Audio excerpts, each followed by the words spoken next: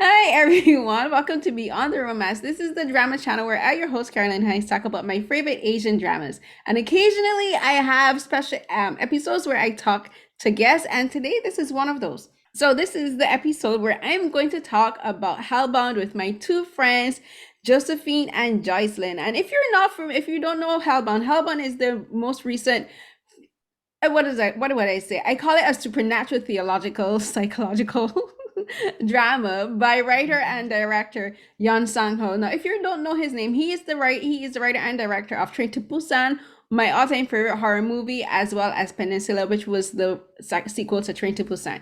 So this is his first drama, and I think he's done an amazing job with it, and we're gonna get into that. But before we go all into the drama, I'll just read a brief synopsis of what it is. So basically, it's like people hear a prediction on on when they will die. When that time comes, a death angel appears in front of them and kills them. And we're gonna get into spoilers. So we're gonna get into all of that. But that's the gist of this show. Is these three beings, from heaven or hell or outer space, possibly, come down and they drag these people, beat them up, torch them, and Mhm. presumably send their souls to eternal damnation in hell. And interesting thing about this show is that premise, even though it's explored in the film, it's never really answered, even up until the end, because you don't know, are they really sent to hell? And that's what we are going to discuss today, because Josie, You're doing great. Iceland, and I Oh, it's fine. talked about this a lot Right. in our Twitter DMs, and we were like, we have to talk about this. So I invited them back to talk with Mhm. me about this show because it's so fascinating, and like all three of us like grew up in conservative households. We have a lot of connections to churches and theology, and we just think that the way how this show explores, I think religion, faith, belief, media, politicians, cults are just like super fascinating. So we will get into it. So the way how this show Mhm. starts is this guy. He is in a cafe. All we see is him looking anxious, and people are talking about this group of people called New Truth, led by a man called Jung Ginsu, who is played by Yuan. And no one knows what's going on, but you just see these three beings appear out of thin air, chase this poor man out of a cafe, rain destruction on trash cars, trash buildings, and they burn him. So, for Josie and Joycelyn, what were your first thoughts about the beginning of Hellbound?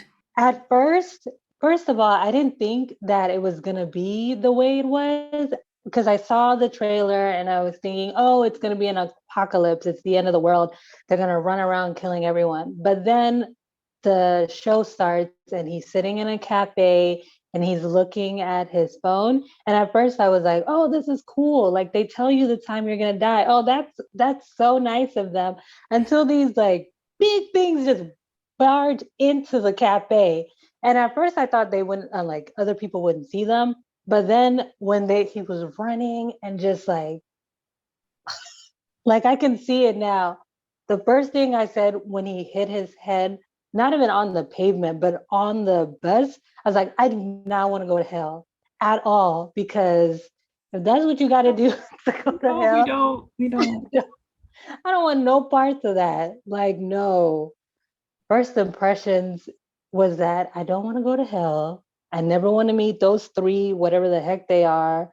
And I just need to keep myself away from humans. That is the first thing I thought of. Yes. Josie, what was your first thought? Similarly, yes, it was probably, I think we had seen the cafe, like part of the cafe scene in the Mm-hmm. trailers, if I'm not mistaken. Because I was like, oh, this looks familiar. And then, the guy looks super nervous. And then all of a sudden he starts running, and then these things start running after him. And I was not ready for how bloody it was. It's not as bloody as other things I've seen, but in my mind, I was just like, why are they beating him up? Why is it so gruesome? He's just going to hell. He's going to get burnt in hell. Mm-hmm. Why are they starting now? And so I was just like, oh, we're in for something special here. And so that's kind of when I was like, okay, this is going to be a ride. This is Mm-hmm. definitely. be a ride for 6 episodes. And it was. Yep, same. Because I first saw this show at TIFF, and that's the Toronto International Film Festival, and that was in September. And this was the only thing that I saw in theater for the festival, and this was my exception because COVID. We're in the middle of a pandemic, people, and I was like, I am not going in a full cinema for any film, anything. The only reason I watched this is because like Peninsula and Train to Busan. I love Yeon Sang-ho's work. I think Train to Busan is one of my all-time favorite films, if not my most favorite film. It's definitely my favorite horror film. And I was like, okay, I'm gonna watch it. There were 6 people in the cinema, so it was just me and 6 other people. And I'm like, fine.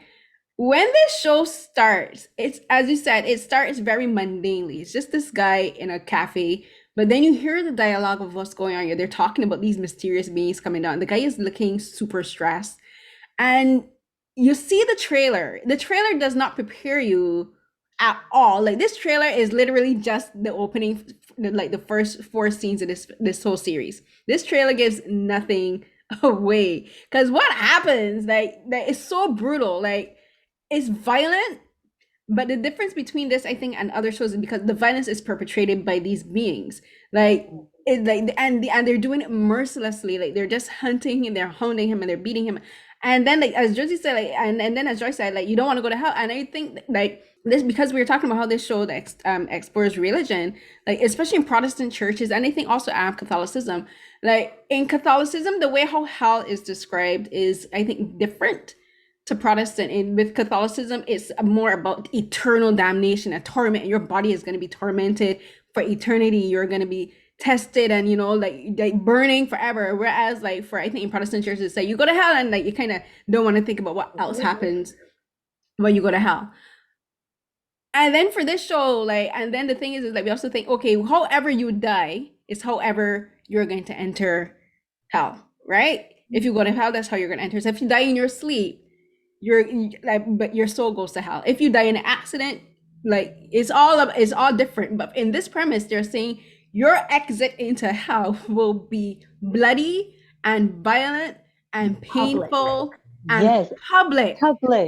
And it kind of reminded me of the Spanish Inquisitions and those trials that they used to have back in the dark ages about, to test people's belief. If you didn't believe in God, and if you didn't believe in the Catholic Church, you would be publicly tormented and tested and brutalized. And it kind of like struck me as being similar, because I found this show is also examining how religion is portrayed to people, especially through media. And it's kind of showing this is like, you are having a public execution. You're publicly damned to hell. And that's what they call it in the film. In the show, they call it a demonstration, where these beings come down. Like, it's a demonstration of what.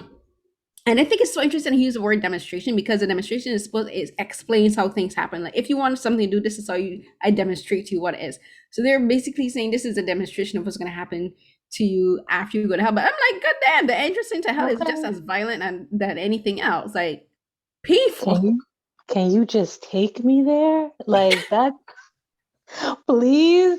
Like, that's what I was thinking. I was like, why can't they just like hold his hand and just take him to hell? Why do they need to do all of that? But like, I like the point of the demonstration, because like in, what was it, episode 3 or episode 2, when they do the demonstration with the mom, there are people with masks sitting in the back of her, and everyone is judging her. Like, you are all sinners, but they're all literally like the Pharisees judging, just looking at her and judging every single thing. And she's just sitting there waiting for her judgment, and she can't even say anything about it. It was like, what? No. So, no. Sorry. And she's a woman on top of that, which kind of a mother and a woman.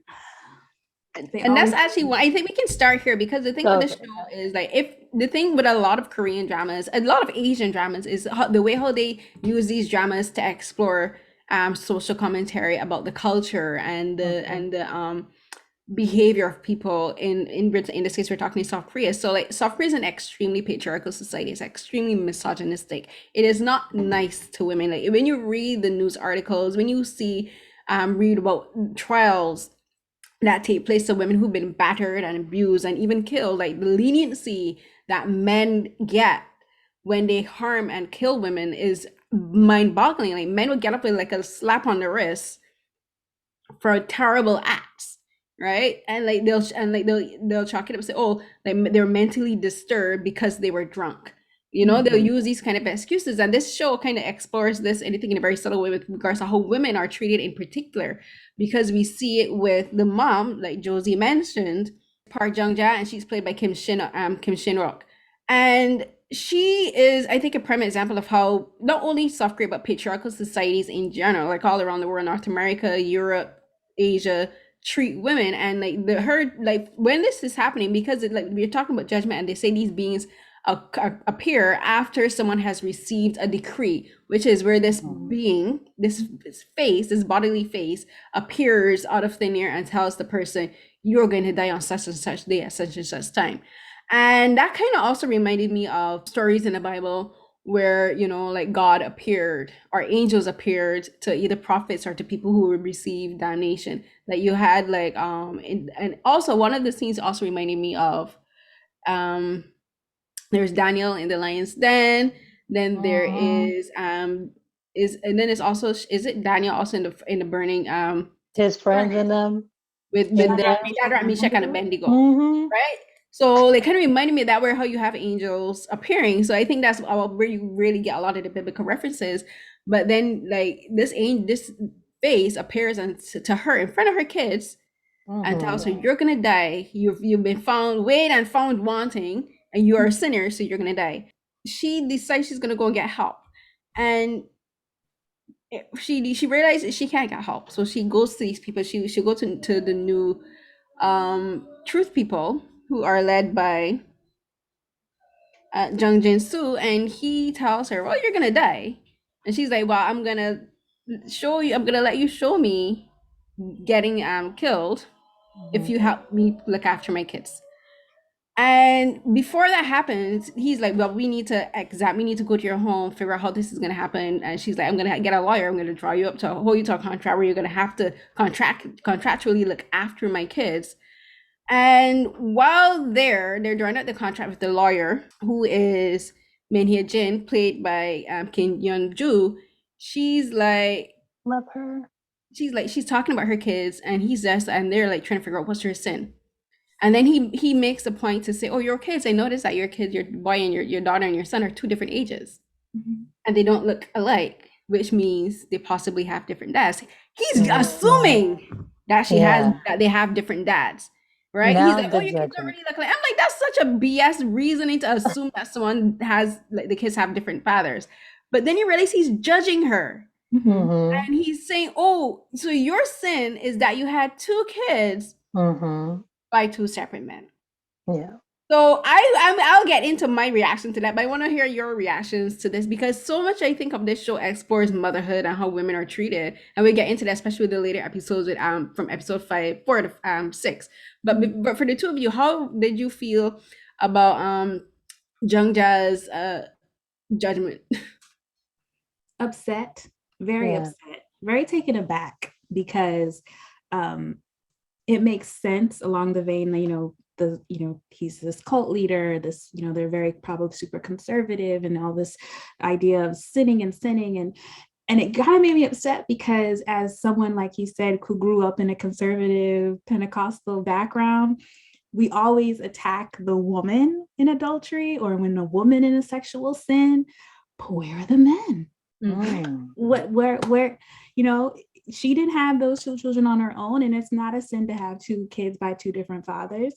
I mean, and it was just so upsetting. And again, I was like, I'm not surprised because yes, it was an issue for Jin Soo in Hellbound, and it's unfortunately still an issue in modern day 2021, because I watch daily dramas, and that's a huge plot point still, is a mother with two different fathers for her children. So upset, but not surprised.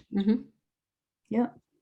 I was trying to figure out what her sin actually was, even after he said that, because I was like, okay, she has two different kids with two different men. And I was like, so what's her actual sin? Like, what exactly did she do? I thought they were actually going to stamp it on her, like, her sin is she killed someone or something. No, but that's her sin. And what I found interesting is that after everyone around her figured out, like, maybe their assumption of what her sin was, then they not only went after her, but they went after her kids. So because you are your mother's sin, so that sin, that burden comes on to you. So we have to go after the kids as well. And then they started showing her picture and they were like, look at her. She looks like a sinner. I'm just like, what the heck does a sinner look like? What exactly did she do? You have no idea how, first of all, how she got these kids, where these dads are, or if there's like more than one dad. You don't know any of that. You don't know if she adopted them. You don't know her background. And it makes me think about how like there's just an assumption of who somebody is just by like how they look and your perception of who they are. So automatically, if she's a single mother, her kids are bad because there's nobody else at home. That her sin is that she slept with multiple people and then she doesn't know who her kids belong to. Like there's just an assumption of who she is and you don't even know her. This woman is just taking care of her kids and now they're like this big balloon tells her you're gonna go and die. Then instead of crying, she goes to look for help and she's coming to you seeking your help and Not for you're herself, part for of the her church. kids. Yes, her kids too are like, help my mom because this is the only person I know. I love her. Like when the son walked in and was like, my mother has never done anything wrong. Like, why are you putting this scarlet letter on her? And then she had to tell them to go to their room because it was just heartbreaking. It was just, yeah. Yeah, for me, I was so upset because Yeah. I was when it clicked for me. I'm like, you're saying that this woman deserves to die in such a horrific way Mm-hmm. because she has two kids from two different guys. No one is questioning where the dads are. Like, why are they not there helping her raise them? Yeah. Right? And I'm like, and I'm like, so are does this mean that so the fathers aren't going to be judged, but the Mm-hmm. mother is going to be judged? And then Yes. it's like they're also putting it in comparison to all of these other people that received judgment because it's revealed that people that were previously demonstrated, people who previously went through demonstrations like were murderers, frauds, Mm-hmm. right, people who harmed other people. Was one was an abuser, one was a rapist. I'm like, you're putting her in the same category as a murderer, a Mm-hmm. rapist, and abuser. And I was so upset. I'm like, how could you? But then as the show goes on, you realize why this happens, because again, it's a commentary on how women are perceived in patriarchal societies, because just like men are allowed to treat women any old how way, but women are judged for like things that they have no right being judged for. Like a woman, like she was looking after her kids, she was a good mom, she cared about her children, she put herself on display to make Yes, sure that her kids self-sacrifice. would be looked after. Because like Josie, you mentioned the people that were judging her online. So like a group of these people are called the Arrowheads, and they're led by this character called Lee Dong-wook, which I thought was a reference to that, of course, actor, but I think it's also a reference to I think it may also be a reference to his character in Strangers from Hell. Yes. Because like this character is horrific. The things he says and the things he encourages people to do are horrific. Girl. And like he has a group of people who go after people to beat people and harm them in the name of God. Like they're carrying out judgment. They're like, we're gonna we're gonna carry out judgment on you, and we're gonna beat you because you're a sinner and you need to repent. And I'm like, how could you? Like, you have no right to judge anyone. You're committing act of violence in the name of God. But again, these are things that we've seen happen time and time and time again. Like religion, a lot of religion is founded on the premise of violence. In the name of God. The Catholic Church came out of violence in the name of God. Yes. The Protestant Church came out of violence in the name of God, right? And these characters, if you've seen The Devil Judge, there's a group of characters in The Devil Judge that does the same thing. They're led by this guy on media on Instagram. I think it's Instagram or like a social media platform, and he encourages them to beat people. But in Devil Judge, it's all about social inequality, And but here it's about religion, it's about judgment and sin, and who is a sinner. And the thing that's tying in, I think, to other women is there's like the first murder, the way how this plays out, I think they're also connected is because a lot of things that happen from episode 4 to 6 happens because of a female character. And this is the cop's daughter. So she is Jin Hee Jung, played by Ide, and she's so good. She's such a good character. I think this actress did such a phenomenal job. Like there's a scene with her at in episode 2 that is just bone chilling. But when you She's think about how much of brilliant, this man. when you think about how much of this show goes wrong, not the show, how many things go wrong because of a female character, Mhm. it like kind of like shows, I think, like Yeon Sang-ho, he's showing how important and how pivotal women are to society, but in different ways. Because Hee Jung, she kills this man that she believes is the one who killed her father. No, not her Her father, sorry. mother. That killed her mother, thank you. And the reason she believes this is because Jinsu tells her that. Right? She had no Yeah. proof. Like we find out that it was him because they did like genetic testing, whatever. But she, at the moment that she does it, doesn't really know. She just believes that he is because this is what she's told. And the reason she believes this is because she has so much guilt. And she has guilt because she believes her mom died because of her, because of something that happened. And when you think about it, when the way how Jinsu manipulates the cop, who is, again, I said, Kim Kyung-hun, he, at the end, where he kind of says, I'm gonna leave you in charge to decide the fate of the world because of your daughter, to protect your daughter. So again, this is a parent making decisions that affects the world because they're trying to protect their kids. So tell me what you think about that, because that's my theory. I'm thinking that a lot of this has, when you really look at the show, how a lot of things have progresses because of parents and how parents make for their kids. I kind of saw it kind of as a test, Jinsu. He was giving Kyung-hyun because he grew up as an orphan. You know, he had to grow up in a Catholic orphanage, mind you, and he didn't have a parent, or he didn't have a parent-like or guardian figure to protect him, to make sure he was okay. And so he gets to that point in episode 3. In my mind, I was looking at it kind of as if he is testing to see the limits a father will go for their child. And in his mind, he knows that if you truly love your daughter, you will not say anything. You won't record, you won't do anything, because you should love your daughter enough. It doesn't matter. Heaven, hell, whatever, protect your kid. That's how I saw it, because, didn't have parents. So he's kind of testing Kyung-hyun. So that's how I saw it from my perspective. And then obviously Kyung-hyun does end up not recording, but he had to protect his baby. Yeah. I saw it the same way, but I feel like in this, actually throughout the whole entire thing with the parenting, it's just playing on everyone's vulnerability. Like you're getting everyone in a vulnerable state.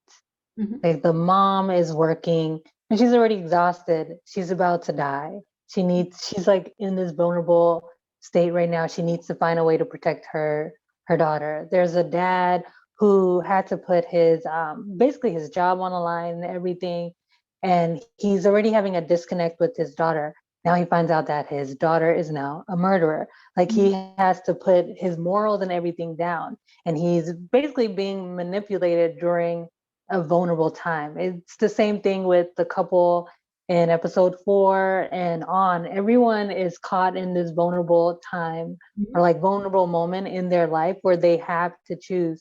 And it's like, even your temporary chosen whatever, like it's gonna have a long lasting like effect, whatever it is.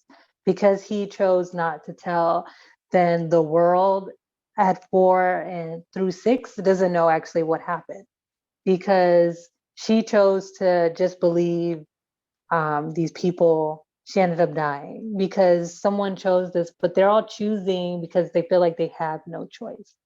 Does that make any sense? No, it does, and I think that Okay. that is a big part of it. Like I think that a lot of the themes in the show are about how people's vulnerabilities are exploited, and like for now Yeah. we're talking about parents and like the vulnerability of a parent trying to protect their kid, but then I also think it's about kind of like how that vulnerability kind of feeds into a type of selfishness where Mm-hmm. you're only thinking of protecting your child in that moment, but you're not thinking about what you're protecting that child means for For the rest. them going forward in the future and what that means for everyone else around them. Because speaking about Kyung-hun, he's protecting his daughter. Great. But in protecting her this way is preventing her from facing consequences because the option was reveal that your daughter is a murderer Mm-hmm. and you do that, but you also reveal to the world that these beings are not judgmental. They're not here, they're not creating judgment on God's behalf. They're just these beings that appear and are creating havoc. We don't know why, but it has nothing to do with God. And he didn't choose the option. He chose to keep up Jinsu's lie, Mm-hmm. which put the lives of multiple, like we don't even know, like an untold number of people's lives in jeopardy. And he also let his daughter get away with murder. He showed her that there are no consequences for her action. He's showing her that because it's like the scene where I'm talking where she does a very Ide does such a great job is she looks like a psychopath. She's reveling in this murder. She's enjoying this death, and it has nothing only to do with receiving what she believes is revenge or justice for her mom's Mm-hmm. death. You can tell she's enjoying watching this man burn, But and she got he a has taste of given it. his daughter the idea, the belief that she can get away with this now. And like that kind of, and because like when everything that happens after that can be traced right back in to what happens with the parents, with what him making his choice for his daughter. But then also we talking about the mom. We saw the differences that parents will, that different ways parents will do for their kids because Jungja, she sent her kids away. They're young and she's protecting them. She sacrificed herself for them. But Kyung Hoon is not sacrificing himself for his daughter. He's protecting his career Mm-hmm. to keep her, like, he's saying he's protecting her, but I think it's also him being the fact that he's a cop. He doesn't want the world to know, like, I'm a cop and my daughter's a murderer too. Yeah. So I think it kind of shows like the difference in selfishness. And at the end, like we at the end, like we'll get more into this, but at the end, like we see the two parents sacrifice, do everything they could to protect their daughter. And again, that's where so you can see the differences, like different ways parents protect their kids, but the different reasons why they protect their kids. And I think that's going to tie into something that we're going to get into about the very, very last scene of this show, because I think the very last scene is so important to understand what the difference in sacrifice is and what sacrifice really means. There's another parent that we missed. I don't remember the name because they technically didn't show them, but it's the loan shark. Do you remember? Like there's the loan sharks that come after in 4 through 6 and they're beating Yeah. people and they're taking money.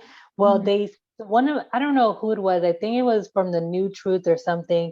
They just say something like he didn't learn from his mother, who's also a loan shark, that this is Oh, not how okay. you're I know what supposed you're to talking be. about. Right. Yeah. Yes. So I The thought that people was that Soto interesting law too. firm uses to Yeah. hide the Mm-hmm. Mhm. to hide the people. Yeah. No, you're right, because in when the time when we get the time jump in episode 4, Mm-hmm. this is 2027 now. So the show starts in 2023, and so we jump forward 4 years. We learn that the New Truth people have become predominant around South Korean society. They are the predominant, not only I used to say media leaders, but also religion. And what they've done is that they've manifested people's fear so well. They've learned how to manipulate the mass, people on mass so well. Like they have people do public confessions where they have the kids may admonish their parents. The kids are like, you have to confess your sins so that you don't die. And it has nothing again to do with saving the kids. It has nothing to do with saving the family. It's about you. Mm-hmm. If you don't want judgment, the way you still get you, like if you don't want to be judged, if you don't want to be dragged to hell, you have to admit your faults and your sins, your perceived faults and sins publicly, and a lot of that happens because the parents have to confess in front of their kids. And that's what and that you're talking about the parents, because like he it's assumed that his mom did the same thing, but she still died, right? And they're saying that the same thing's gonna happen to him because he didn't learn from his mother's mistakes, which is where it shows that like they're talking about the Bible again. Like in the Bible, it talks about the sin of the parents being visited upon the child. And then a lot, especially in Protestant and Pentecostal churches, we believe in generational curses, where if like things can follow through generational line, something that happens to the parents can happen to the child because of generational curses. I read that in a lot to it. So for the two of you, because like the three of us, like we all have like West Indian roots. I'm Bajan, and Joseph and Josie's family is Haitian. And Joy, your family is your family's Haitian too? No, I'm from Ghana. Why did I think Haitian? Why did I think Haitian? You said this before too, and I know this. But We're all cousins. Yeah, exactly. Diaspora. We're all members of the diaspora. All diaspora. Yeah, but for the two of you, like how did you see that in, because of like your own upbringings and your own cultural, because we all, like, again, diaspora, we all have a lot of similarities in our culture and like in our spiritual beliefs especially. So for the two of you, like how did you read into this aspect of like parenting, and how parenting and parental obligation and generational curses is explored in the show? I loved it. And what I loved is like the whole parenting, like whatever happens in the past will come back to the future, and then you'll literally be haunted. So for example, if you have a family member who murdered someone, like we can say this back home, if you have someone who murdered someone in the past, like don't marry into that family because they have killer blood in them, which is what I thought was interesting. When Ian, his character was like, he was an orphan, because back home they're like, you can't associate with people who don't have parents. And I was like, okay. Then I started thinking about like his whole entire background around how he was by himself his whole entire life. So even when he brought up him wanting to kill himself, like he did not feel wanted or needed until he created this fake cult. And I started thinking about back home, where it's like they tell you not to associate with people. So he already hates everyone. So I was thinking, okay, he's going to probably think about all the people who hated him because he didn't have any family home training or anything. And he's going to utilize that to like not only connect with people and make them come on his side, but he's going to punish people because they were never by him.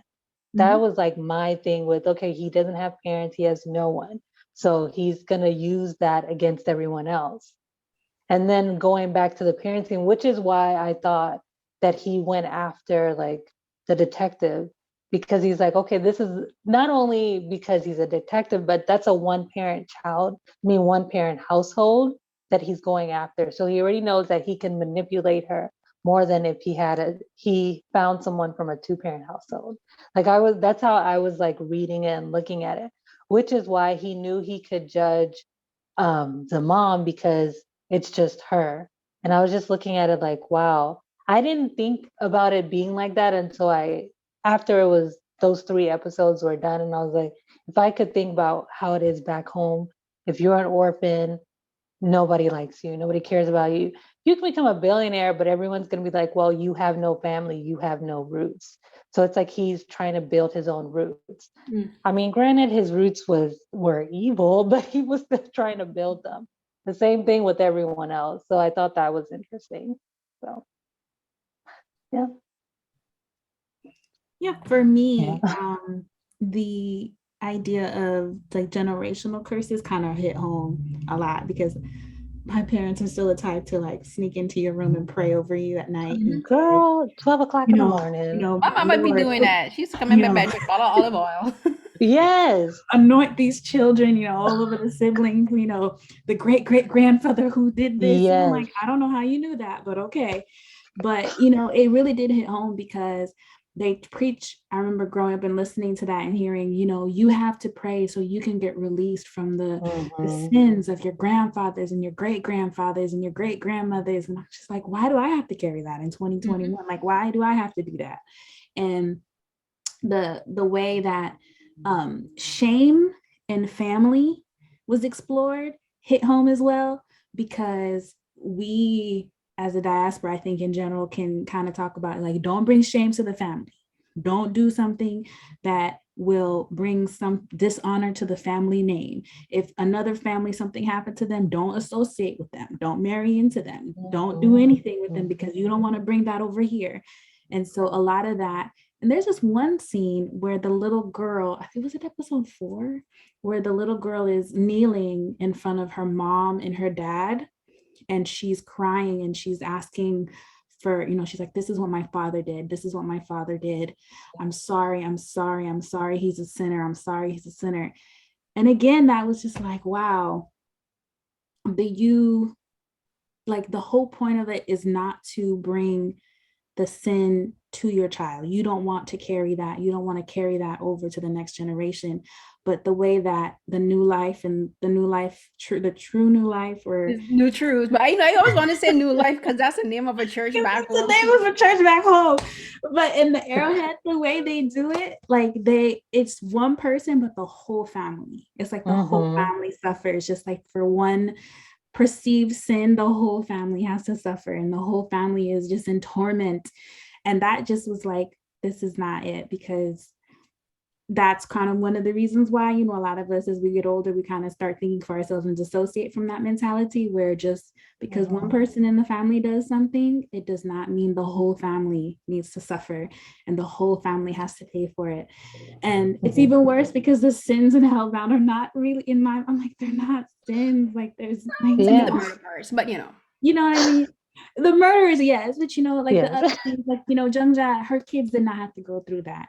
They did not have to. That little baby in episode 4 did not have to be crying on national television. It's just although it's happening, this is set in South Korea, it still resonates here with my cultural background. So that was definitely something that spoke to me. Like, so that, like, I'm gonna get into the baby, because I think the baby is such an interesting, I'm going to use it as a plot device. I'm going to use the term plot device.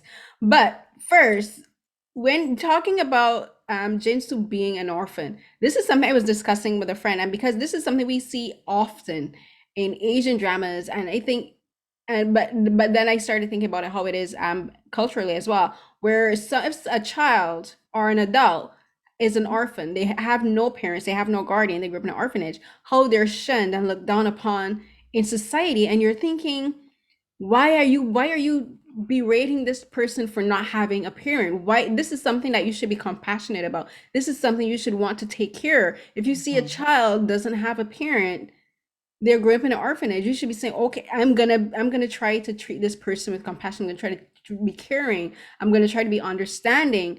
No, instead what we're getting is people saying, oh, you're not worthy of like care, you're not worthy of love, you're a burden on society, whatever, because you're an orphan. And logically we know that this is absurd, and it's something that seems cruel and it's mean. And then but then you think about, but then like I was thinking, like Joy mentioned, is culturally, and like you mentioned, culturally is just like this kind of does happen, where if, and it kind of ties into the whole women being judged for having kids by different fathers, or the fathers not being around, where you're judging the person for a situation they have no control over. In this case, it's a child without a parent. But then you also, like, it's kind of tied into the same thing, where, for instance, like, they'll still judge they could have judged, they would have still judged Jinsu, sorry, for being raised by a mother, for being raised by his mother alone, right? Because he's still kind of similar to the two kids of Janja's kids. Like, they were like, those people, the Arahas and everyone on social media, were judging these kids for something that has nothing to do with them. They're judging these kids for their parents' decisions. They're judging Jinsu for being an orphan. They're looking down on him for not having a guardian, or a guardian they would approve of. And it does it does mess up people's psyche. It does mess up children's psyche, because like that made him into who he became. He said he didn't like society. He wanted to escape society. He wanted to die. Thing is, I don't think he was actually suicidal. I'm getting to that because of the way he tried to commit suicide. And like I'm like, dude, you full of it. You didn't really want to die. You wanted to go on a track because like who wants to commit suicide on an expensive trip to Tibet But in the plains of Tibet wearing I this mean, expensive hiking gear? you But don't know.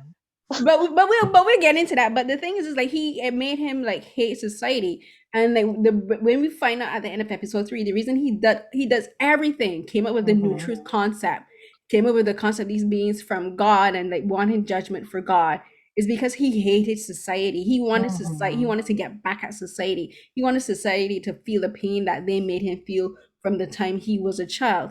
He was also in a way getting back at his mother, because he said that he did everything that he could to make sure his mom would come back, because he thought if he was a good boy, if he listened, if he was never rebellious, if he never lied, if he was never mean to people, that his mother would come back for him. He waited for his mother to come back for him, and she didn't. So he grew to hate everyone else around him. Again, this is another example of society paying for the decision that a parent made. Same way as with the cop making a decision for his kid and everyone else paying for it. Same way as Jinsu's mom abandoning him ended up to came up to the point that society ended up paying for a decision that she made. It's not her fault. She has no idea this is happening. But this is a thread that I think the show's exploring, where it's showing like every action has consequences, whether they're intended or not. And that's the whole thing with judgment. And this is something that I want to get into to that. And this is kind of hinged on that, because the reason Jinsu goes after the daughter is because of a comment, just one comment that Kyung-hoon says. And he says like, if God is punishing people for their actions, that means that God doesn't really believe in free will for human beings. Because he's like, if human beings are living in fear of judgment, if they're not, and the reason and the way that they're doing this is because they're only doing good deeds and being nice to people out of obligation, not because they want to, but because they feel they have to, so they don't go into so they don't go to hell. And I think that's an interesting concept he's talking about, doing good deeds out of obligation and fear, whereas you can do good deeds because you just want to be good, you just want to be nice. And because he says this, Jinsu is like, well, I'm gonna go after you. I'm gonna take this shit personally, and I'm gonna make you feel the torment that I feel. I'm gonna go after your daughter and make you have to decide the fate of humanity for your daughter. And I think it's so brilliant how Sang-ho puts this into the show. Like, it's so subtle, like you don't really realize a lot of things is happening until you see the whole big picture. Like, it's like small threads, and then at the end you see how all of these threads coming together and like form this beautiful picture. And but for the two of you, so like we talk a bit about generational curses, we talk about orphans. No, there is another baby. There's a baby, and this is the one where you're just like, this is the one part of the show where you're just like, what the hell? Like, there's so much moments about this show that make you go, what the hell? But this is where a baby receives a decree saying you are a sinful being, brand new spanking baby, like 2 days old, in the not hospital. even out of the incubator. Not even exactly. And the being comes out and says, you are sinful, you are guilty, therefore you must die, you will be judged, and you will face the damnation. And this is the part where I was like, no, what's going on here, Yeon Sang-ho? What really hurt? Because I was with you for everything up until this one moment. And then this is another moment where, like, with the mom, where I was thinking, oh, wait. Again, a biblical reference, beautiful biblical reference. And I think it's a reference to Psalm 51, verse 5, where it says, 5, I love that. I know, where it's I'm reading from the New King James Version, where it says, behold, I was born forth in iniquity, and in sin did my mother conceive me. And again, this ties into the whole idea of generational curses. And it also ties into from if you're a Christian, if you grew up in if you grew up in church, if you went to Sunday school, you know about the concept of original sin. Whereas because of what Adam and Eve did, again, this is an example where everything is usually blamed on Eve, the woman, that mankind is born in sin and shaped in iniquity. Mankind is inherently evil. because of the actions of Eve. Now, I personally believe that's nonsense because Adam was right there. Nobody didn't tell Adam to go and take the fruit from Eve. He could have been like, God, you see this woman here trying to trap me? Handle her, you know? Or walk away. Oh, Or thank you. walk away. They're He always walked walking away for everything Going. else. Walk away this time. Right? Nobody didn't make you do. You were walking in the garden with God, communing with God for an extremely, we think Best days, friend. but he was in the garden for like You time could with have his smacked relative in the it garden. out of her hand. You could have done so much. But what did you do? You ate it. Anyways. No, because this is why I want to get into, because I think this whole thing, the concept of original sin and this baby, I think is an example of that, because again, it's the mother, because remember the mom, she tells that story of how she felt as a kid because she didn't understand her mother. This is another example of how he explores parenting and how children also see their relationship with their parents. And she says, I wanted to be a better parent to my daughter than my mom was to me, because she thought that her mom was being negligent of her, but it's just that her mom was always away working. So her mom couldn't devote as much time as she could to her. So they didn't have a close relationship. So she's like, I'm going to be loving to my daughter, to my child. I'm going to show my child all the love and affection that I can. But then she's wondering, what did I do to make my child receive a decree? What could my child have done in the womb to be considered evil and sinful to receive damnation? And this is again going into that you're talking about Adam and Eve, and this is the concept of original sin. And this is something also the New Truth people didn't want to explore, because then they realized that their whole idea of only specific people being judged is a lie and it's a fallacy, because then they would have to say everybody's ass should be getting judged. Everybody should get wiped out, everybody should get scraped up and sent straight to hell. But we're getting into that. But this is where I want us to discuss a bit the concept of the idea of original sin and we talk about generational curses, but I think this is another offshoot of that, whereas you're seeing actually being discussed in the show. This is something you don't really see being discussed in media in general, but I think Yeon Sang-ho does it in such an interesting way. So for the two of you, baby, eternal damnation, what were your thoughts?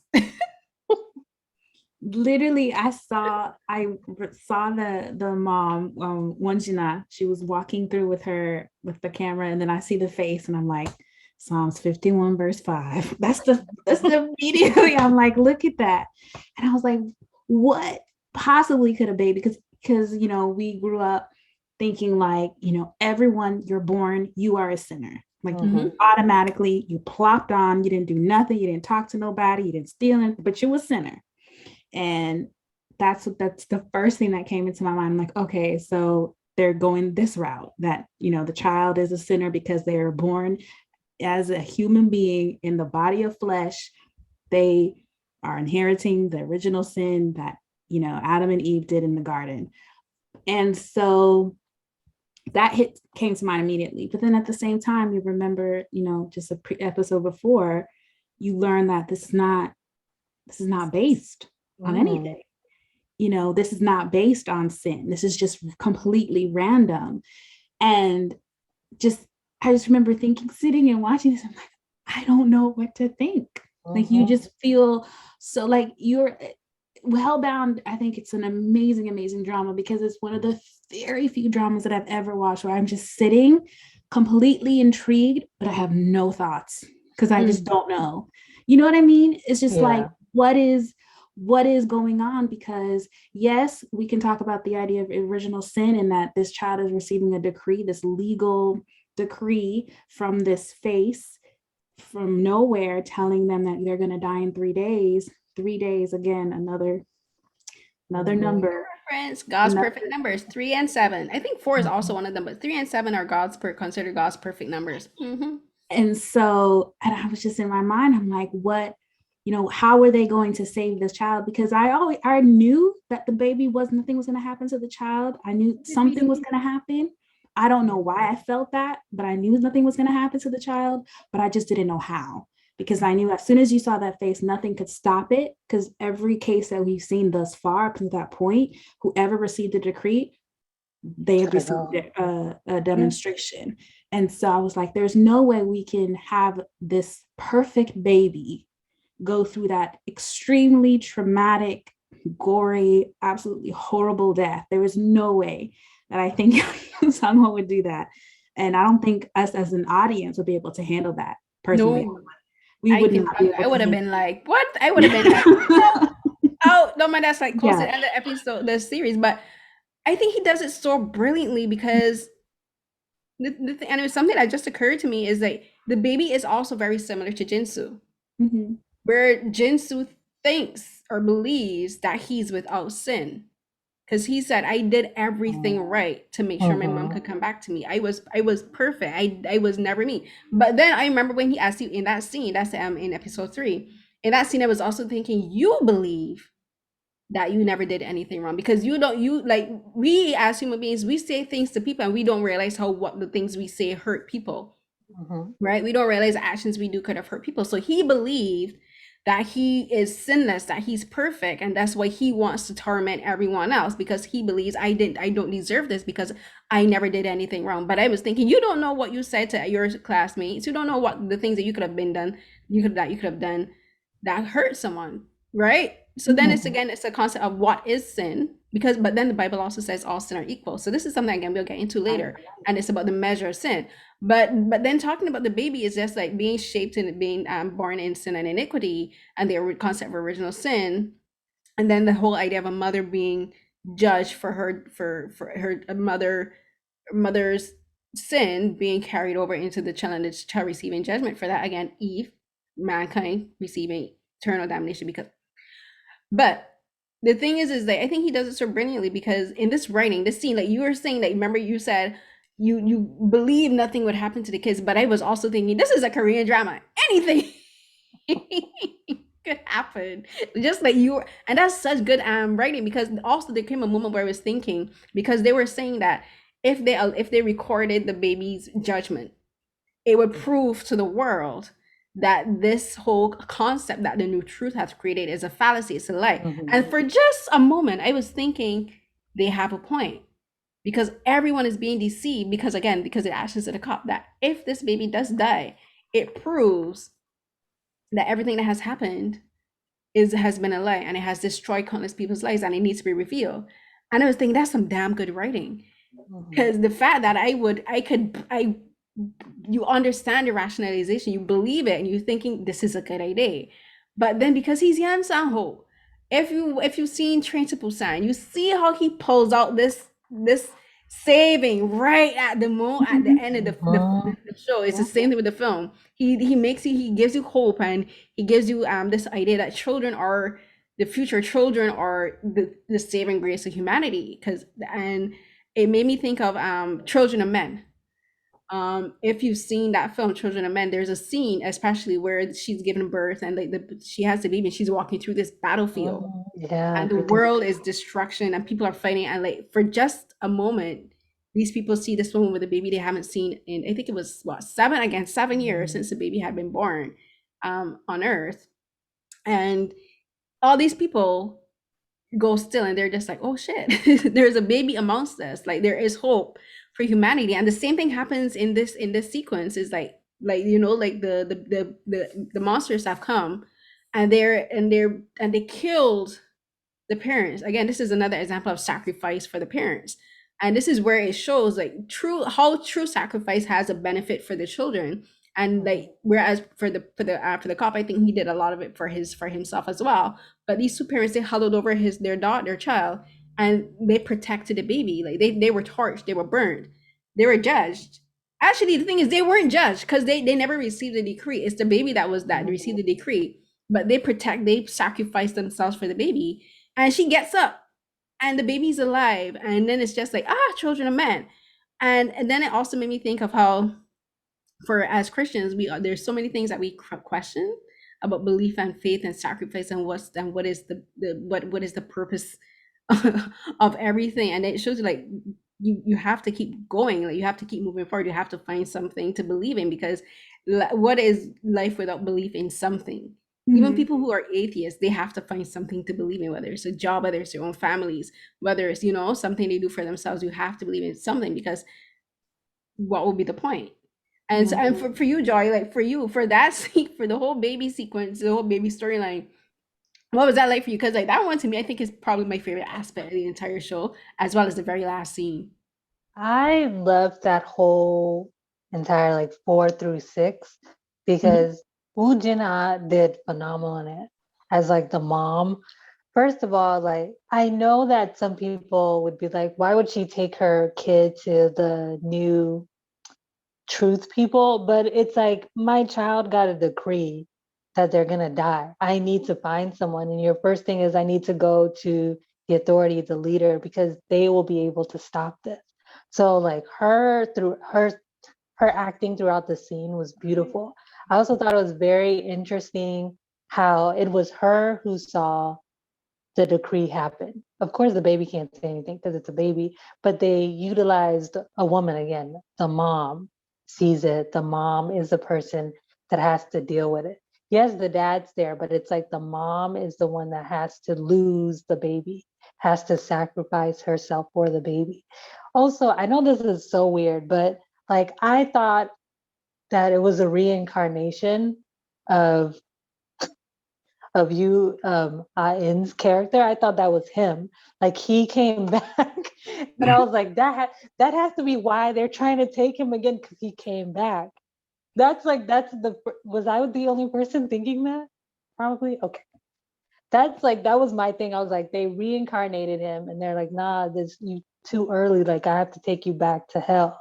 Mhm. But what I did love is the scene when they're running around and she's like, everyone, look, this is my baby. They're trying to judge him. I mean, they're trying to judge my baby. And everyone just comes out and they're all looking. It's like there's truth coming. But I thought that was very powerful because it's like at that point everyone had like rose-colored glasses.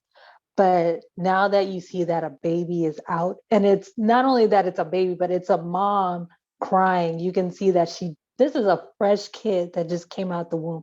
You can see, like, you just see, like, you can tell the mom is just became a mom, like the way with the costume, the all of that. And they're all like, what the heck is this woman doing? It's also, I think it was snowing, like, or it was just cold. So her being out there, I don't remember if she was barefoot, but like the whole scene of you could just see pain and agony, and they're all coming out of there to see it. I thought it was just so beautiful. And for them to fight, like they're fighting these huge animals. And I think this was the first time in the whole show, maybe it wasn't, but that I've seen people actually fight the Mhm. beast. Like Mhm. everyone's usually running around, but these two small people with a baby are fighting because Mhm. they cannot lose their child. They're not even thinking about themselves. Like they are literally fighting these beings so that their child is protected and for them to tie themselves around. And I love that moment because it wasn't just to protect the baby.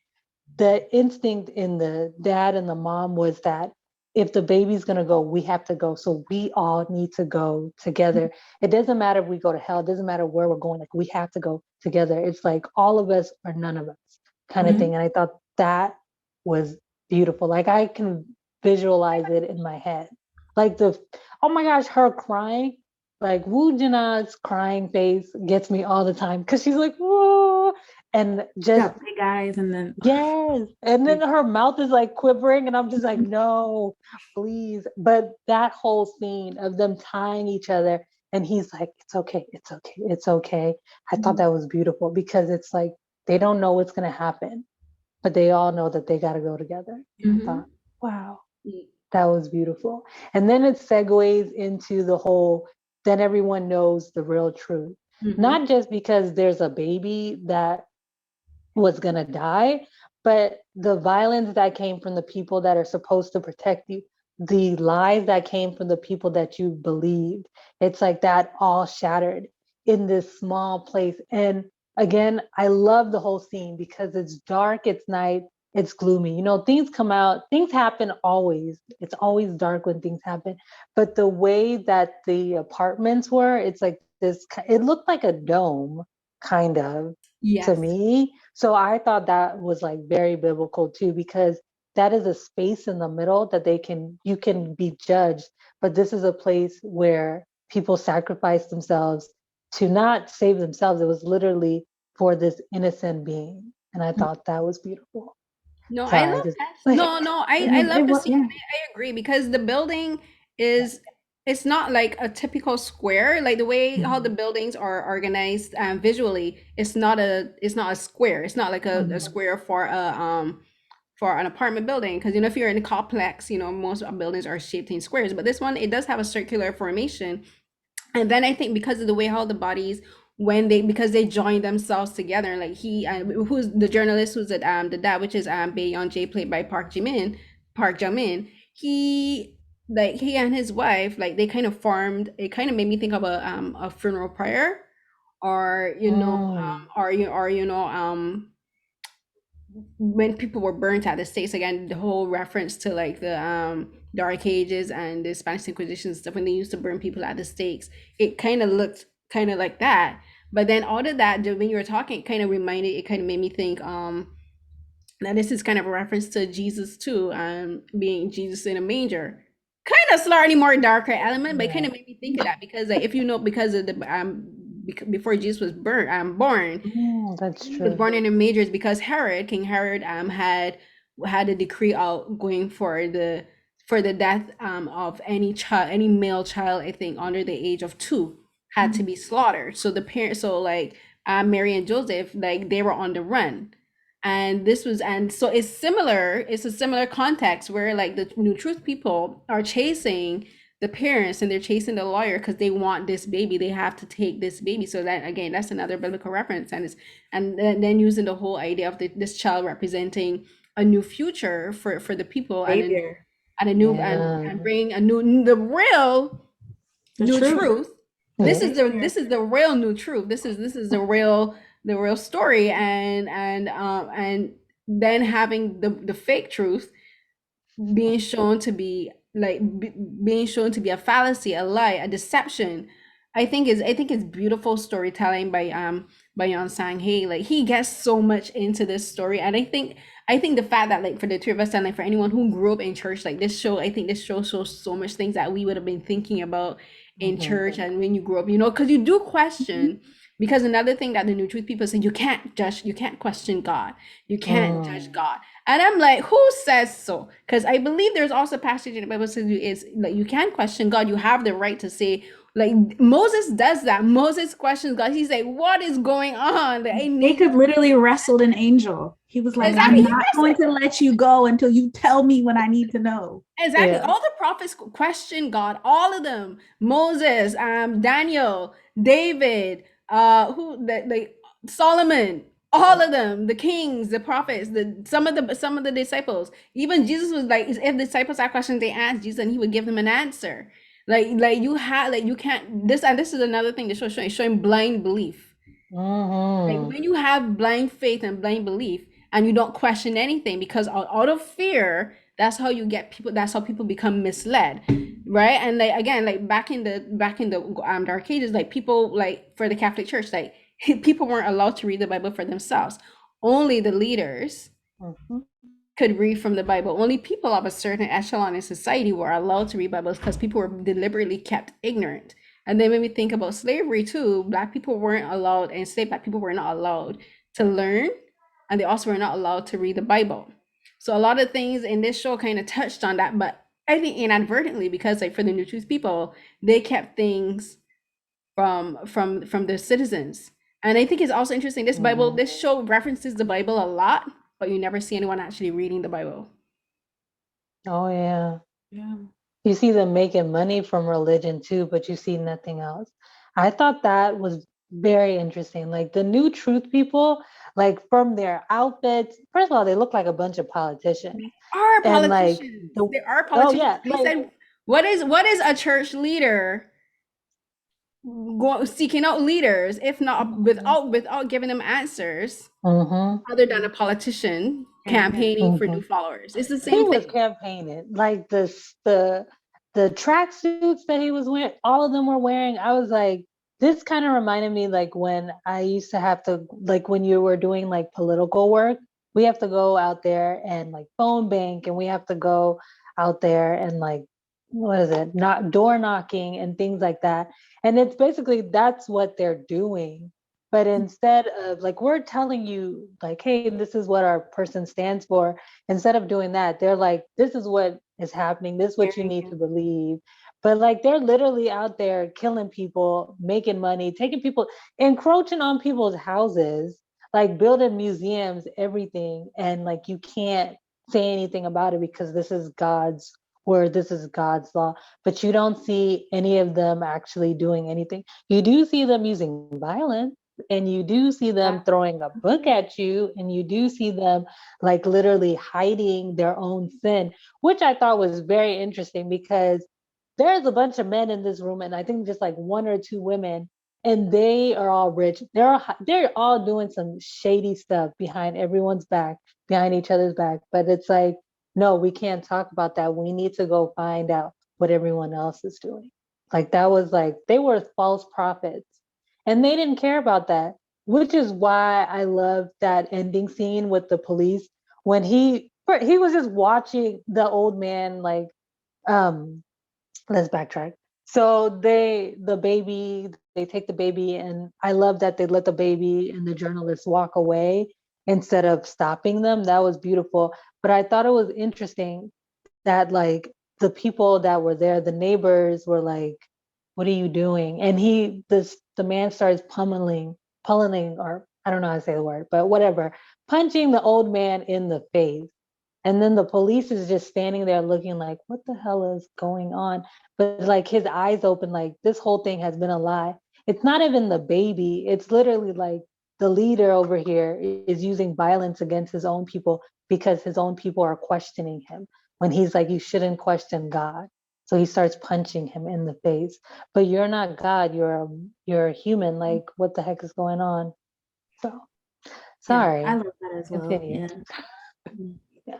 No, I agree. Yeah. I like how it wasn't a sudden switch. I like how it took a while because the people were still in shock.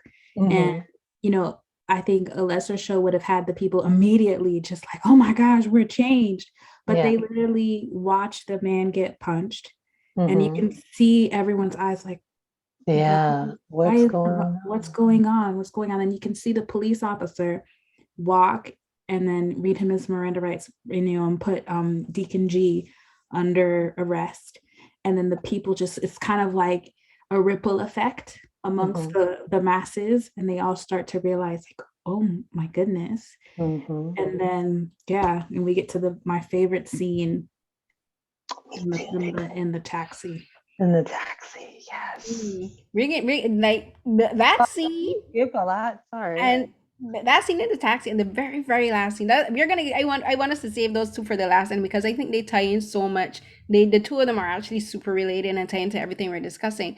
But now we're gonna get into, I think, which is the overarching theme of the show, which is about how easily people are swayed, how easily people are deceived, how easily people are allow themselves to be manipulated, because a lot of these things that people weren't questioning things, and a lot of it again stems from the fact that the cop allowed the truth, allowed this lie to continue. He didn't reveal the truth, but a lot of it started because Ginsu came up with this whole entire thing because he wanted like we said this before, and kind of reiterating, like he wanted people to pay. He wanted to watch the world burn, and he used religion to do it. And because he was like, he himself couldn't explain what these beings were doing. Like he couldn't explain who they were. It never occurred to him that they were aliens.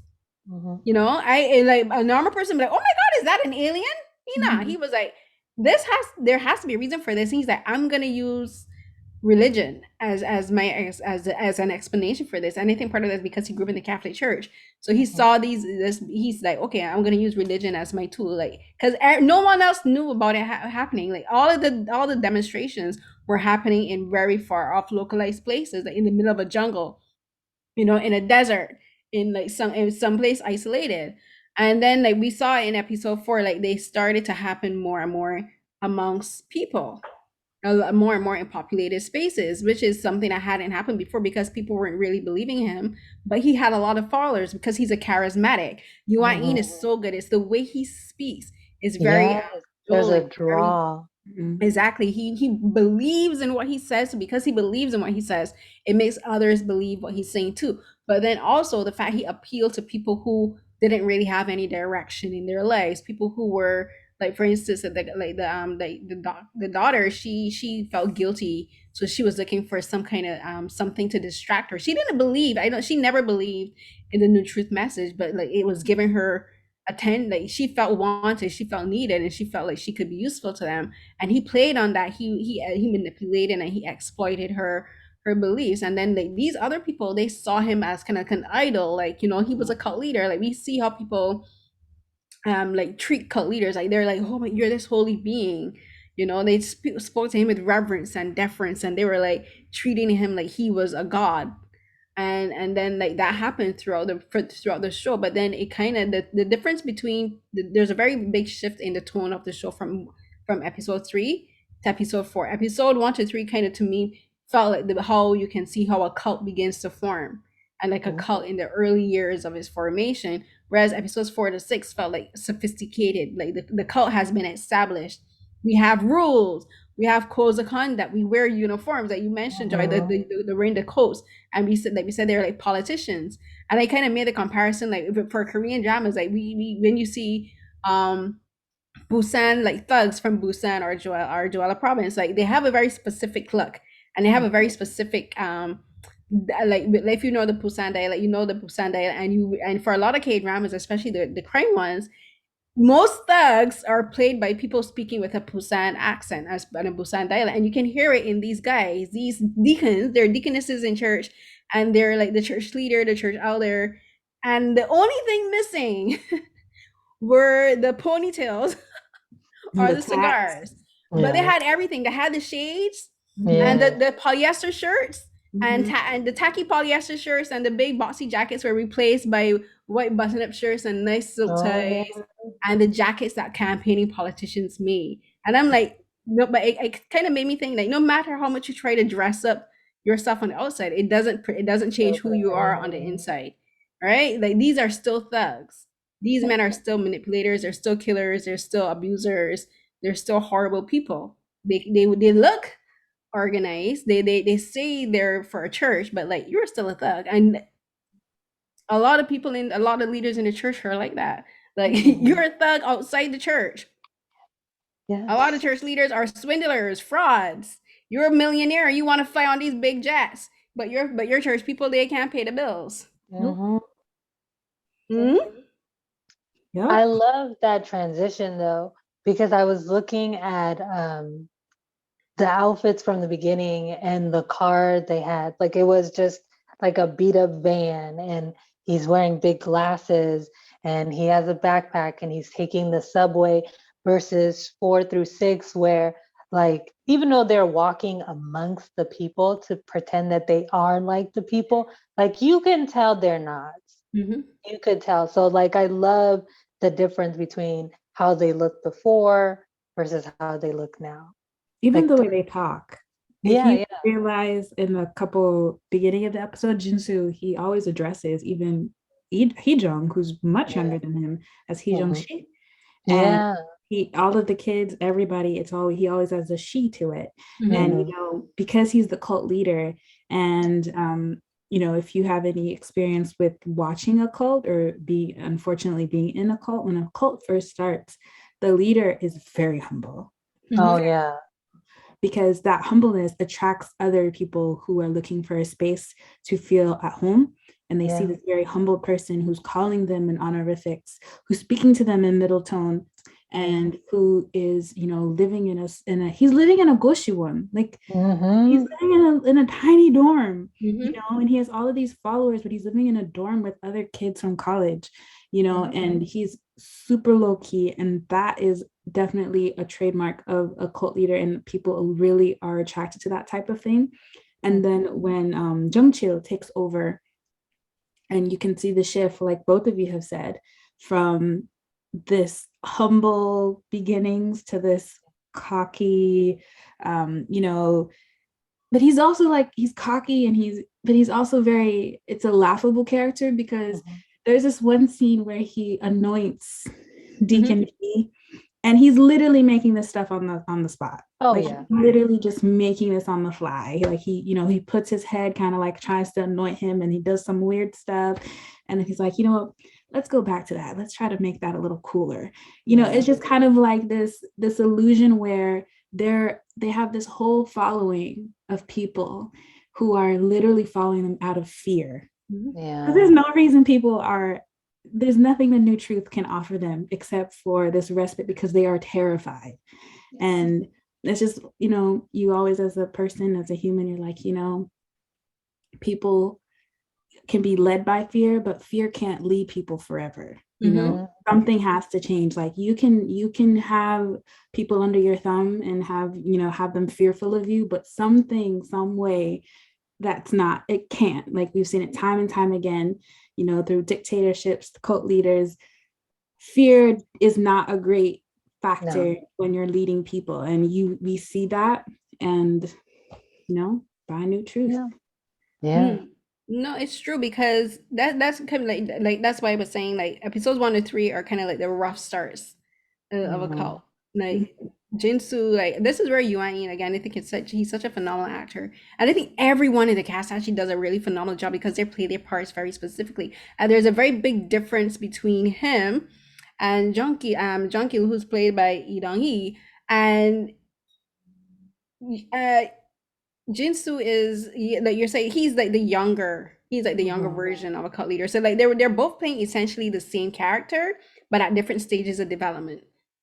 So Jinsu is like you said, he's younger, so he's appealing more to young people. He puts himself in the space of younger people, and that's because younger people are more perceptible to manipulation.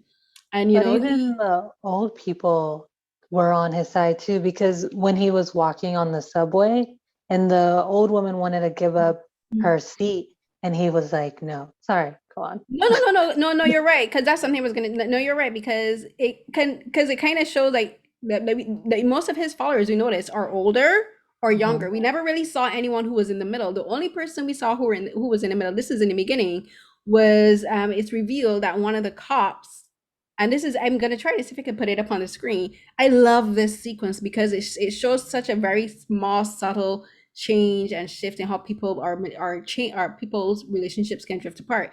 Because like you saw Kyung-eun, he has his partner. He and his partner, like they seem like they're friends. They've been partners for years.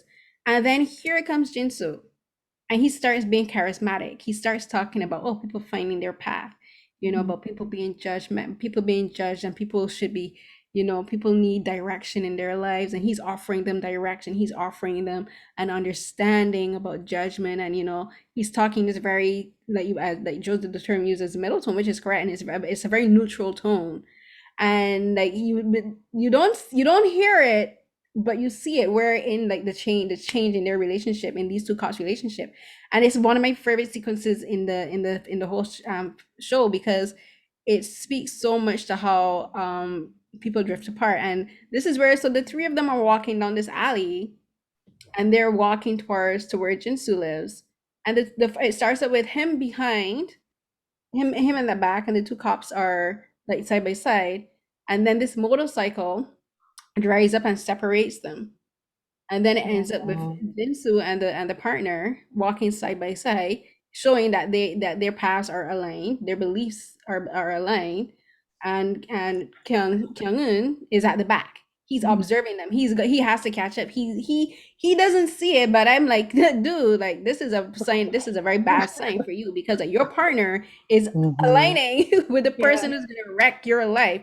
And I just love that sequence because it's such a small moment, but it shows so much how manipulative Jinsu is, how he's able to separate people, how he's able to break apart relationships and families.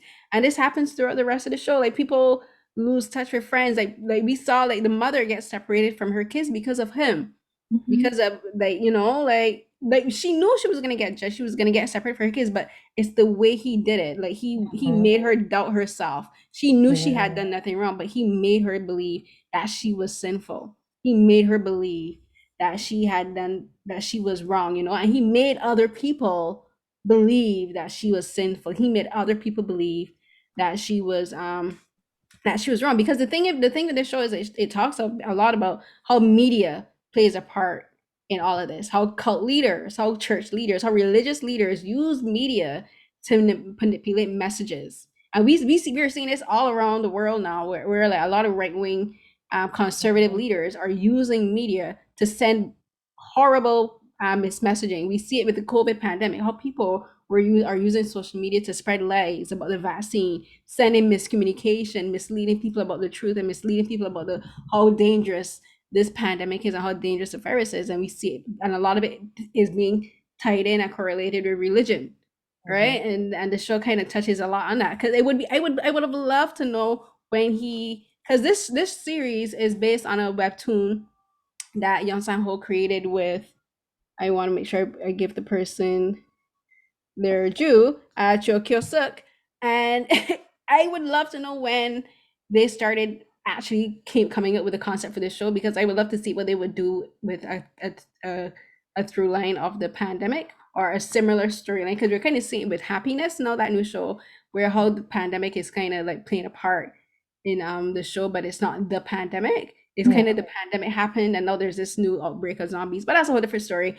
But like this show kind of explores how media, how cult leaders and people, charismatic leaders, use media to mislead people, and how it progresses. Like we talked about it being how it was more rough at the beginning, and now it's more sophisticated. So I want us to talk a bit now about leaders and cult leaders, and how religion is, what's the word, corrupted. I think that's the correct word. The word is corrupted. How a lot of this show is about corrupted belief, and how people's own faith is used against them, because these leaders, they revel in these people's destruction. They televise the demonstrations now. It's not, it happens in public, but they're like, no, we're gonna bring the demonstrations to TV. We're gonna profit off of these people's destruction, off of these people's deaths. And we see at the in episode 2, where the mom dies, and it happens like they take apart her apartment so that people could see it, so they could televise it. And we see these rich people again, how rich people profit off of the destruction of poor people. And these rich people pay. And then it shows you how a lot of these people are backed by very influential people in society who want to hide their faces, but they want to be able to enjoy the show. So I want us to talk a bit about corruption of belief, and how media and wealth plays a part into that. My favorite leader isn't even part of the New Truth. It's the influencer, and I keep forgetting their name. That's Idong-wook. And he's an interesting one. He's a very interesting one. So yeah, we can start with him. He was my favorite leader because he technically wasn't even connected to any of the churches, but he had a following, and he could get people just like the rest of them. He could get them to do basically his bidding. And he just had this fancy look, and he's screaming at the camera. That's how he gets everyone. He's just in your face. So everyone's mind is like, oh, this person is telling the truth, because not only are they like speaking it, but there's anger and there's fire and there's passion in their voice as they're speaking it. But what I found interesting wasn't even that the followers were following him or doing his bidding. What I found interesting was he believed all the stuff. Like, he had this kind of twisted mind where he believed he was a prophet, and that he was God's chosen person, which I thought was so interesting, because at the end he couldn't believe that the baby was alive. Like, first of all, when the journalists and everyone, they finally realized who this guy was, they were like, wait a minute, he's basically a lamb in wolf's clothing or whatever, or wolf in lamb clothing. He's standing next to us and we didn't even realize it, that he's a threat and he's going to try and kill the baby. I thought that was interesting.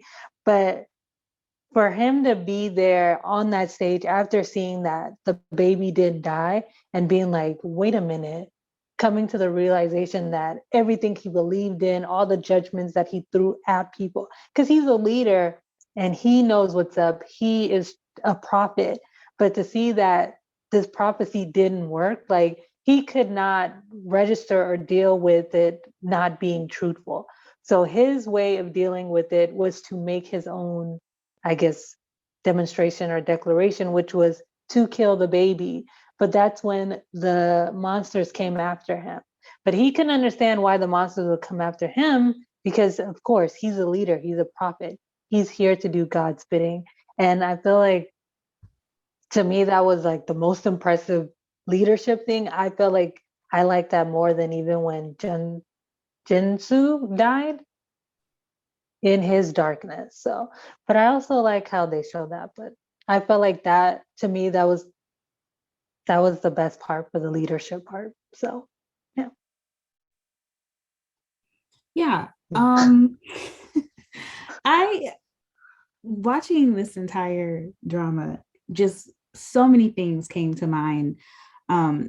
When people first start off in a religion, like you get a zeal, right? You get a zeal, you're a zealot, like you believe it 100%, especially when you're starting off a new religion, like when you know, watch or you study people who start new religions, when they first started, they believe in their life 100%. And you know, just what Carrie was saying, how we see Jinsu and Youngcho are just the same character, but at different points, and how Jinsu believed in the new truth doctrine 100%, even though he knew it was a lie, like he believed that lie. Youngcho, when he becomes a leader, he knows for a fact 100% this is all BS. He knows he doesn't believe it, but he loves the power, he loves the following, he loves the glitz or the glamour that comes with being a leader.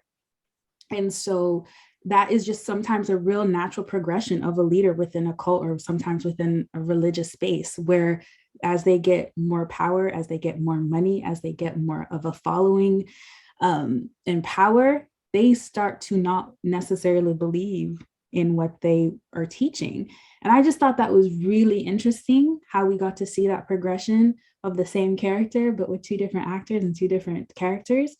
But the deacons for me were probably the characters that I really was interested in, because they're the foot soldiers and for the new truth. They're the foot soldiers. They're the ones at the scenes. They're the ones who report back.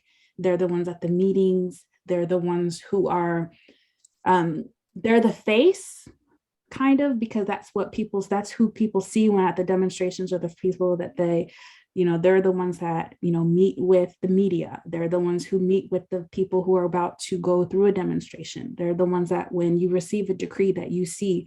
And to me, I feel like, you know, growing up in the church, the deacons were your person. Like, I don't know if any of you are familiar with Catholicism, like the priest, he's kind of like separated, like he doesn't really talk to the congregants. You've got your little, you know, deacons and the people who are kind of, they're the ones you talk to because you're not that great, you can't touch the leader. And for me, I feel like Yuji, is that his name, with the glasses, Deacon Yuji for me was a character that I felt was a great representation of what that is in real life.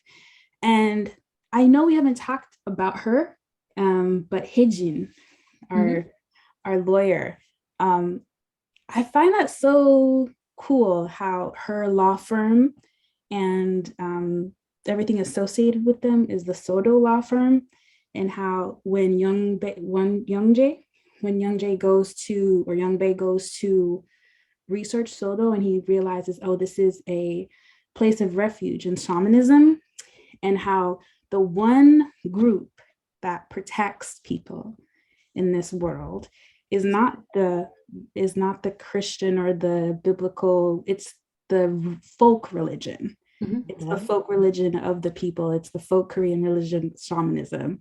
And that's where people can go for refuge. Is not this whole organization that's built upon religious truths or religious doctrine, but it's the folk religion of the people that's kind of hidden to the side. They're the ones who are taking in and hiding people and helping them. So there's that point. No, I agree with everything you guys said.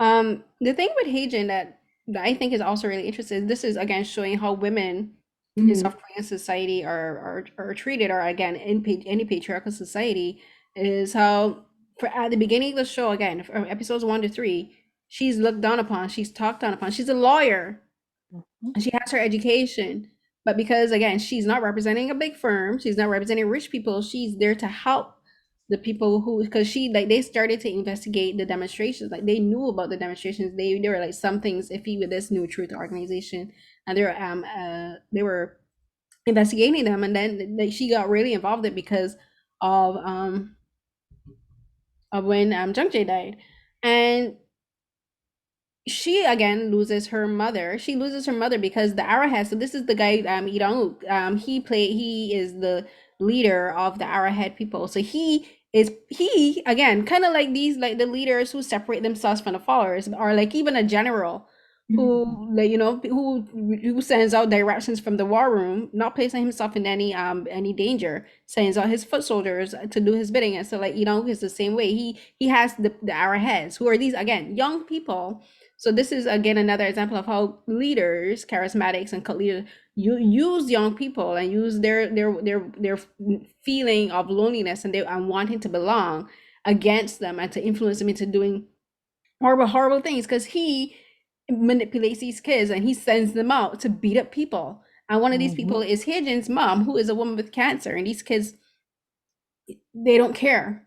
And again, they're talking about, oh, you guys know more about sin than us, telling adults who've lived longer, oh, you don't know about sin. I'm like, first, I've been around longer than you. I've seen more sin than you have in your whole life. Just contextually, like for instance, like what are you talking about? But then I think they're also talking about how these kids have been abandoned, like Jinsu, and they have no one to look forward to.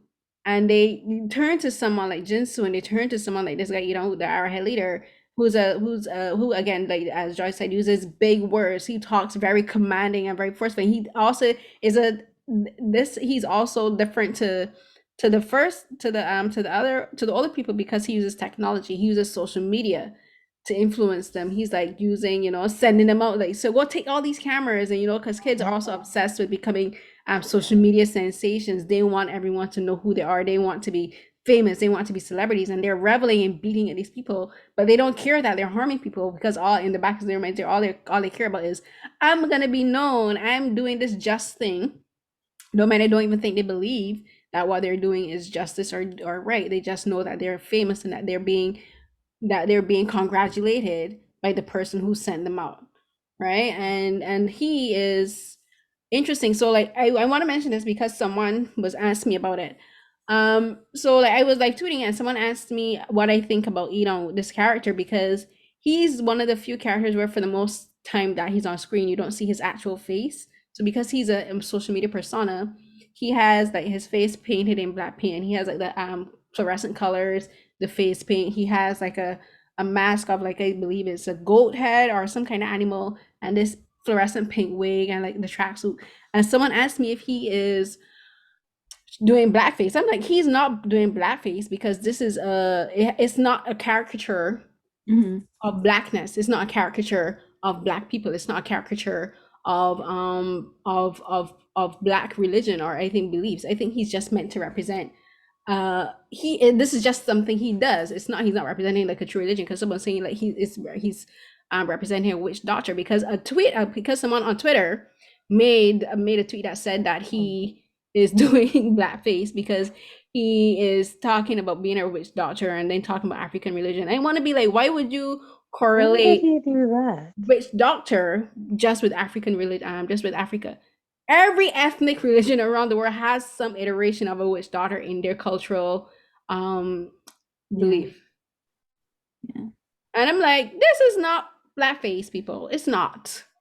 Because you I see think for me, on social media a lot. Like the one I mentioned on the Devil Judge is very similar. We see these people on Twitter. We see these people on social media. So this is a persona. Yeah. It's not blackface. I just wanted to say that because I just want to be like, this is not blackface. There's a very clear difference between blackface and what this character is. So because he has his lips painted, like he didn't make his lips like red or extra large, like how you would see in like those 1920s mammy caricatures of black women. It's not like what's the term, minstrel The shows. character? minstrel. It's not minstrel show. It's not doing the pickaninnies. It's not any of that. It's just something that he's doing. So please don't misconstrue this, because like if it was blackface, I would call it out and say this is straight up blackface.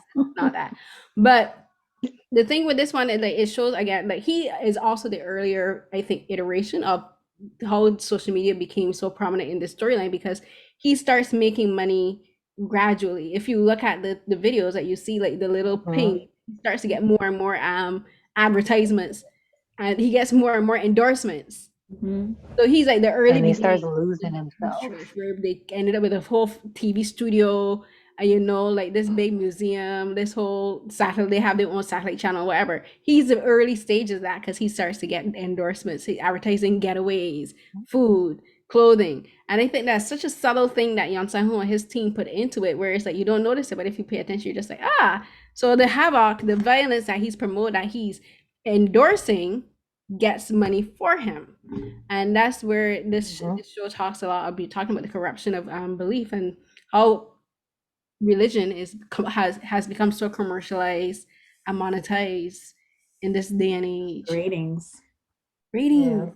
It's ratings. Because even the execution scene at the studio, like after he does it and he's like, oh yeah, he went to hell. He slides up to the PD and says, oh, what was the ratings today? And she's like, oh, 87%. 87% of the nation tuned in to watch a man die. And he's so happy. And he's like, we're gonna try to get more. And it's just, and that's what it's like, especially for, no offense, for people who proselytize and preach online, like you want to reach as many people, and they try really hard to get their ratings up and their views up. So it's very indicative of he slowly, I felt like that's when he started slowly losing himself, like as the money was going, as people were watching the views, like he started to lose himself. Like he wasn't thinking about his mission before, like he was just gone. But but we see that happen especially a lot on Twitter. Like people will say anything just to get clicks, to get endorsements, to get engagement. All they want is that audience engagement. Like people die horrific deaths, and we see people just like we talk about people now put up trigger warnings, say trigger warning, like video down below shows violence or death. There are people who don't care about that. They will gladly put up someone being executed, someone being murdered, someone being beaten, being brutalized on social media, because what they want is the audience engagement. Mind you, they don't think about the psychological effects of this will have on viewers, which again is another concept that the show explores very subtly. But these people don't care about you. They don't care how you might feel watching this video. They just know that as long as you click on it, that's a click for them. That's one more view for them, which translates into views, monetized views. That's all they care about. They don't even care if you just watched it for 2, 3, 4, 5 minutes. Just the fact that you clicked on, ding, monetization. And like as Josie mentioned, that's the same thing happened with it's the church. Like someone was brutally murdered on stage. You don't care. What are the ratings? This means more money for us. This means advertisers. Again, rich people, conglomerates, businesses benefiting off of the destruction of poor people. Because something that I think the show also, that I just realized, everyone that dies, that we have seen die on the show or have received judgment, have all been people from middle class or lower class levels of society. We didn't see any rich people being judged. None. Like there was even a scene where it was revealed that this is something that the Nutrition people didn't want people to know, that when even if you die before you receive your judgment, that the monsters will come and literally gather your soul and torture you. They didn't want people to know that, because again it would reveal that none of this has anything to do with God. Like this has nothing to do with your judgment, right? And then like it's, what was I saying before? And then it's about these people. They don't care about what they just want the money. They don't care about these people. They don't care about society. It's just about money. Again, this I just keep drawing parallels between this show and The Devil Judge, because I think these two shows do such a good job of explaining how corrupt society has become and how people use the media and how many. And I think Happiness is going to be another show kind of like that. Is like, one is Hellbound is religion, The Devil Judge is politics, and happiness is about social construct and like classism. but in very different ways. So I would love to be. I think I'm probably gonna. You know what? I'm probably gonna write a piece on these 3 shows eventually, or maybe I might do a special episode. We'll see. But yeah, I think these 3 shows actually kind of tap And into I think the he different. taps into with the military and how, the hell that's in military. So Yes. many different shows this year were just like the different hells. Hell on Earth, hell in the military, social injustice in hell, and then I'm watching another one, Chimera. It's like, it's just because I think happiness also kind of talks about how wealth and the want for wealth can lead to people's destruction, because the building is like these people attain for this they want to live in these expensive condominiums, and they want to protect that at all costs, not caring that their conscience and their morality is flying right out through the window, because all they care about is like, I live in this expensive building, so it's all I can tell people that I live here. That's all that matters. value my property value. Yep. Exactly. So, but that's a whole discussion for a different day. So we need. I think we've been going for quite a while. Can we? I'm sorry, because you brought up hell. Everyone, like both of y'all know, like, what was your? How do I say this? Like, we all know they're not on Earth, right? I believe they're I felt like they are in limbo, or no, purgatory. I feel like they were in different stages of hell. So technically everyone's just gonna die. It's just, you mean the characters? Yeah, I know the entire thing. The universe. The Yeah, the being. universe. Yeah, the entire universe of Hellbound. I did not think they were on Earth. Like, when I was watching it, and when he went, Ginsu, I'm sorry, I did not feel bad for him when he told me about his little sad story. And I was like, well, I'm so sorry about that. But like when they showed him going up there to the mountain and the evil stuff there, it clicked in my mind, because I remember learning about this when I watched the Tylicorn, and they were showing the different stages of hell, and how some of them look like they're in heaven. I mean, not heaven on earth, but it's like you're actually in hell. You just don't know it. So my assumption was that the whole Hellbound, it's like you're not technically bounded for hell, like you're in hell, but this is like you're just going through kind it. of like Dante's Peak, Dante's 7. That's what I actually made that in a tweet. Right? It reminded me of Dante's 7 Circles of Hell. That makes sense, actually, because everybody is in the first level of hell, and you're just going to different levels. Your next stage, yeah, that's what I thought. Actually, that makes perfect sense, because we've been going for, we could go on for this about this show, but we need to wrap up. Sorry, everyone, for this is going on for like real long, but we apologize because there's so much to talk about. But this actually kind of set a perfect segue into how I want to end this, because the very last, there's 2 scenes. So there's one where we talk about how Jin has the baby, and she takes the baby and she gets into this the taxi appears out of nowhere.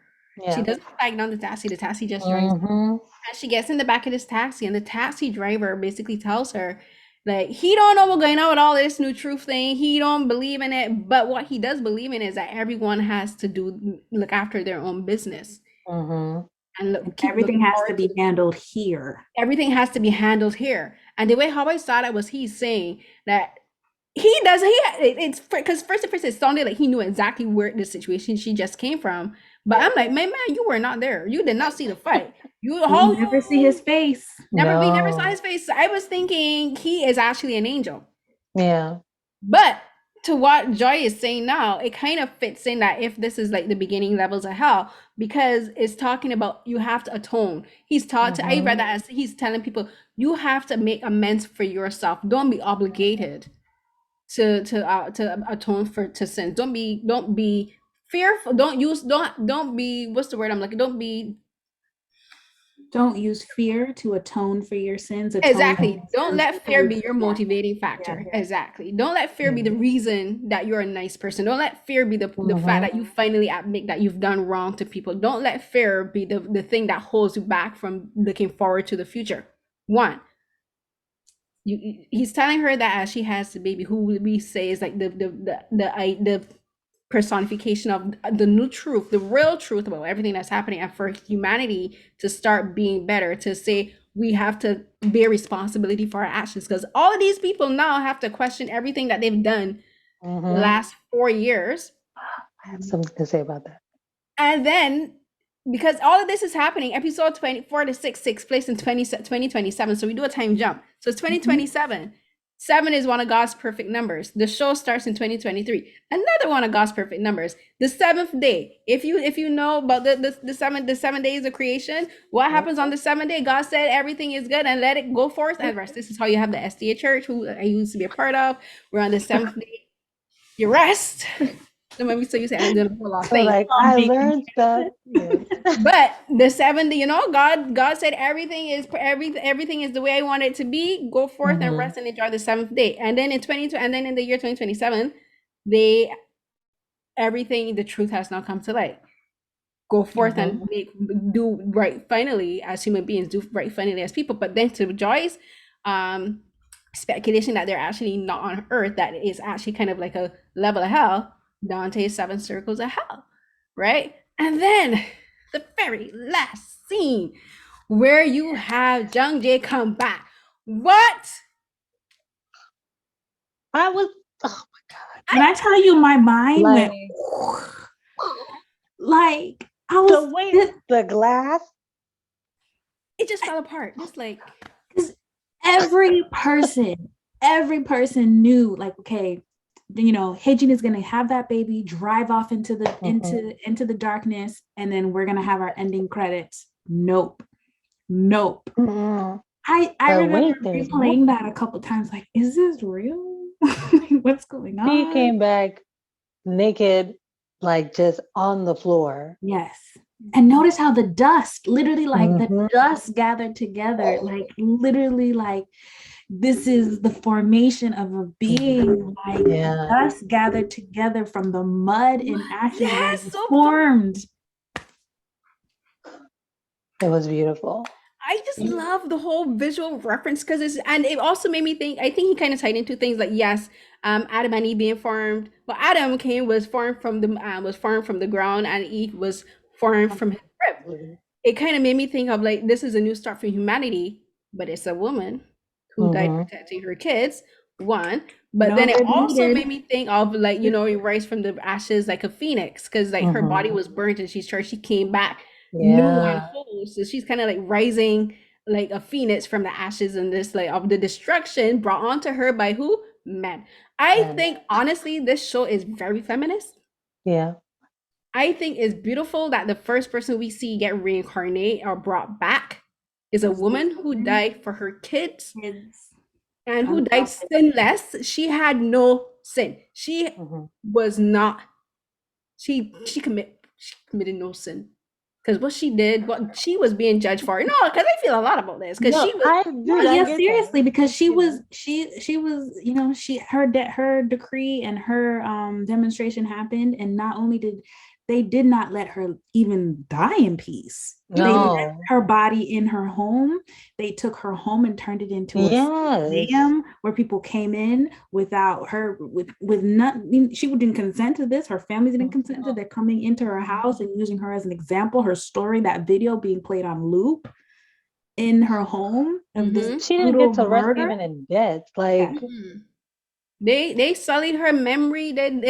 Which again, South Korean society, when it comes to burials, they are very like, memorials mean so much to South Korean culture. Memorials play such a big part in cultures. Many cultures, like being able to bury your dead, or if you believe in cremation, cremate them and then lay their ashes someplace rest where they can rest in peace, or put their ashes like at the bottom of a tree or in an ocean, so like a place that meant a lot to them. She didn't get that. They left her charred remnants of her body there.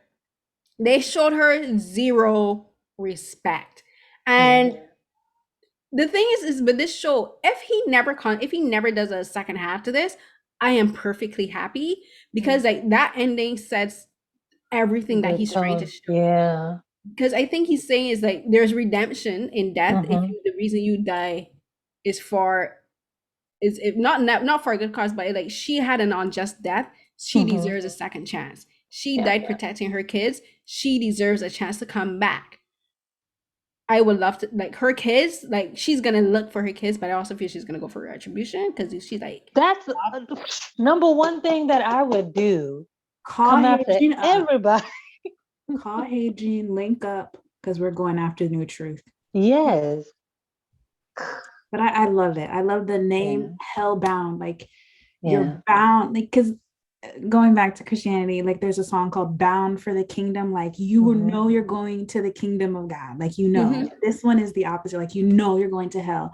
And it's just, she's the first person we see outside of that opening sequence of this huge, you know, procession of her death, and like, oh, she's going to hell. She's gone. She's going to hell. And then she's the first person to come back. And it's kind of like this big FU to like, oh, you thought that she was gone. You thought that she was going to hell. You thought she was a sinner. You thought this, and that. But no, she is not. She is everything. So good. It's so good. Because it made me, that scene made me think of the song by Ron Canoli, where it says, if you're going through hell, keep going. You're going to make it on the other side. Yeah. So that's also what the name Hellbound is, make me think, like, okay, you're bound for hell. And for a lot of, like, the thing is with this show, like the people, the New Truth people, believes in the literal hell, the literal manifestation for hell. But I'm also thinking in certain situations, like as Joy was saying, there's hell on earth. There's different types of hell for different people. Like someone, like, they could be sick, and like this, their hell, their situation is hell for them, because they're trying to make, like, this is hell for them. For other people, they'll be like, oh, you're sick, you'll get better, whatever. They're like, no, this is literal hell on earth for me. And for Jungjae, for her, what happened to her was literally hell on earth in two ways, because she was judged as a woman for having two kids out of wedlock, and for having two kids for two different men. And then she experienced hell, a hellish death, because of what happened to her. Like, she was brutalized and murdered, and no one helped her. No one stepped in to, like, physically help her. So, like, she made it through hell to the other side. So I just think it's beautiful. Like, this show is showing for people, like, you can make it out to the other side, and you could come back better. And there's always a second chance for you if you want it, if you really deserve it. Because it could, then it's also making me say, well, then who's to say who deserves a second chance? I'm like, definitely her, because she was treated unjustly. And then again, this is also what church teaches us, Protestant church teaches us, and a lot of religions believe this, is like, if you lived a good life,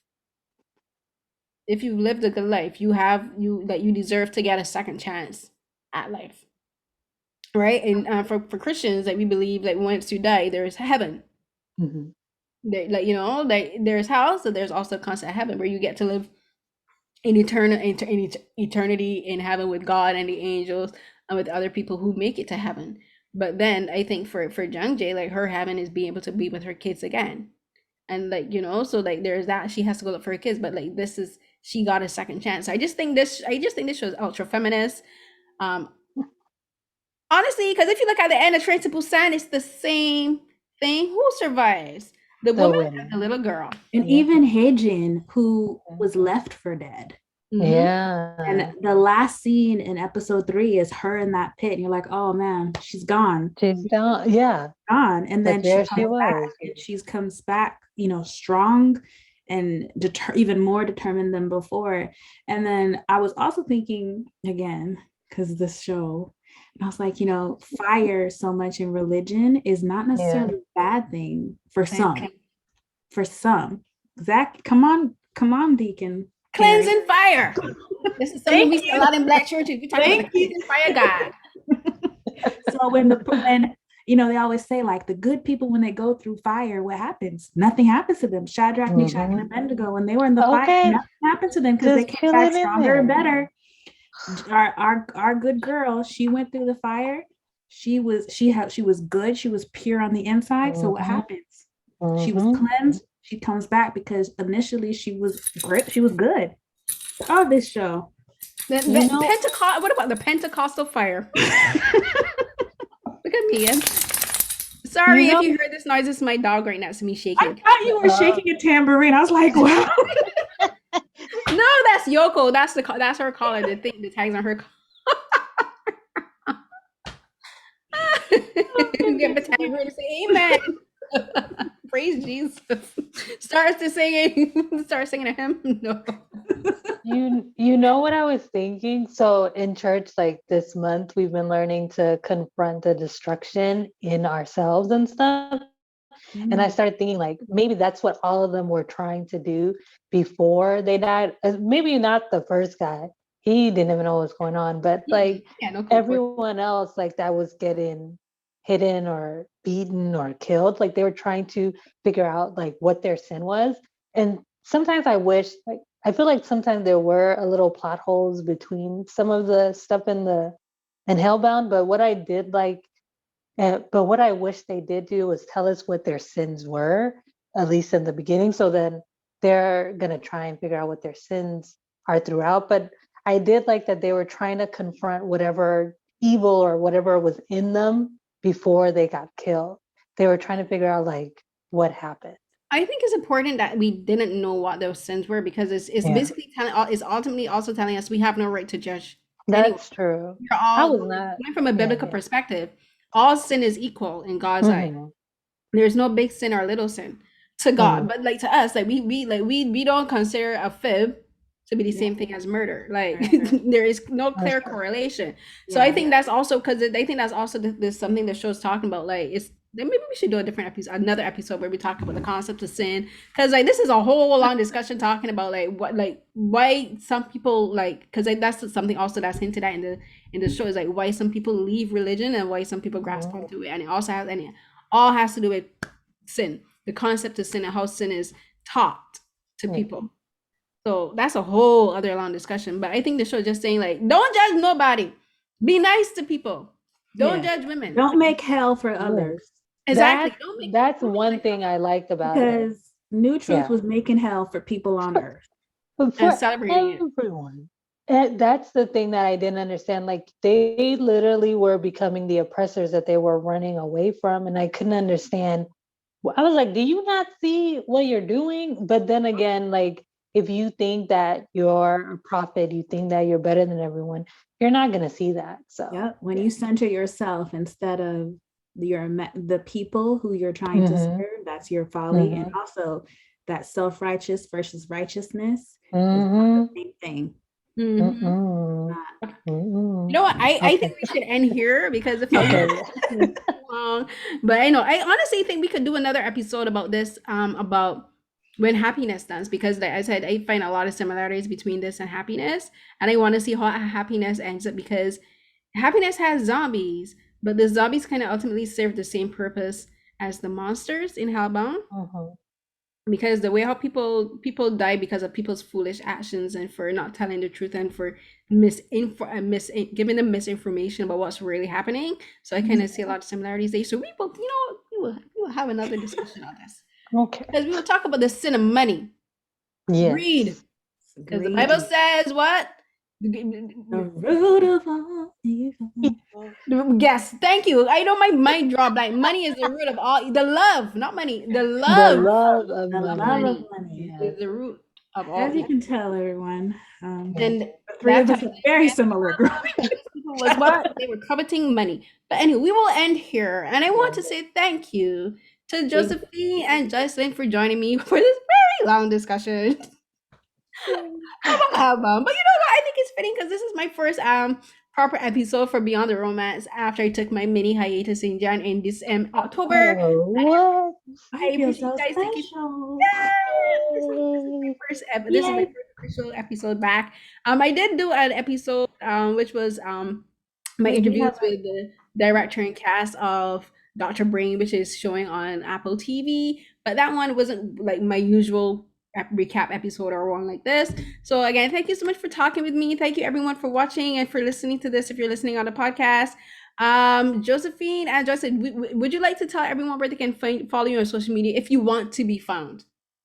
I do not want to be found, but if you find me, I am, as Carrie and Joy will tell you, I am a mess. So it's not a mess. Yes, because we're always talking about our K-pop too. We don't only talk about K-dramas, we talk about K-pop and other stuff. K-dramas. Oh, we're a mess. I'm a mess. But yes, thank you for having me, Carrie. Congratulations on your comeback. Yes, congrats.